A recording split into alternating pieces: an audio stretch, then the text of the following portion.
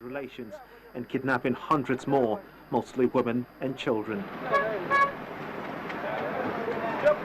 Although the school was not destroyed, empty bullet shells still lying on the floor shows how dangerous the situation continues to be for teachers and students.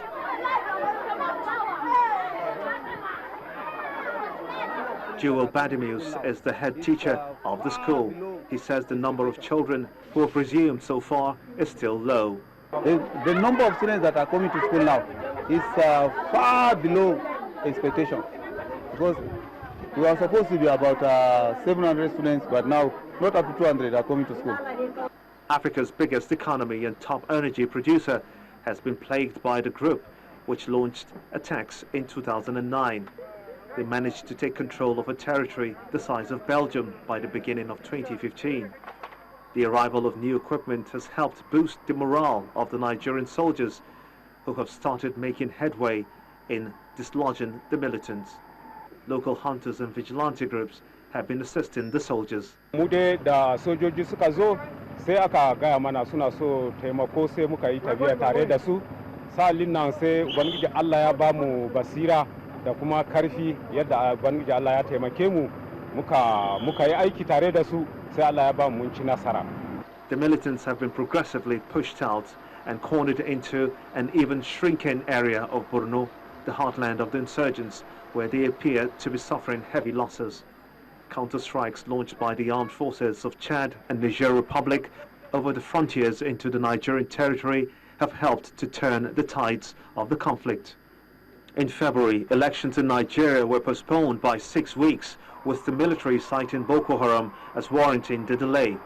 According to Brigadier General Ezugu, the military is making headway in its fight against the insurgents. We have new equipment for the armed forces, we have change of command, and we have also inputs of manpower.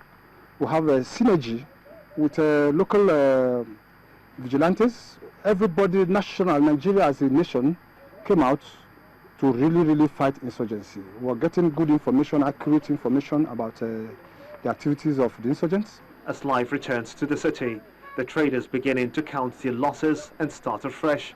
The Nigerian government has warned that the splinter militants would regroup and increase attacks on soft targets, something that has already occurred with a string of deadly suicide bombings across the north and middle of Nigeria. Now, outside of Nigeria, after several months in custody, an Egyptian court has handed down death sentences to the leader of the Muslim Brotherhood movement and 13 others. Mohammed Badia and the other key members of the group were found guilty of planning attacks against the state. Badia is embroiled in several trials and has been sentenced to death before, although the sentences were later reduced to life imprisonment. Egypt's government declared the Muslim Brotherhood a terrorist group in 2013, and the court referred the case to Egypt's Grand Mufti, that's the country's senior Sunni authority, and the first step in validating the death sentences. A final verdict is due on the 11th of April, although the defendants can appeal. Joining us now via Skype is the Voice of America's Heather Murdoch, who is in Cairo. Heather, thank you again for joining us on Network Africa.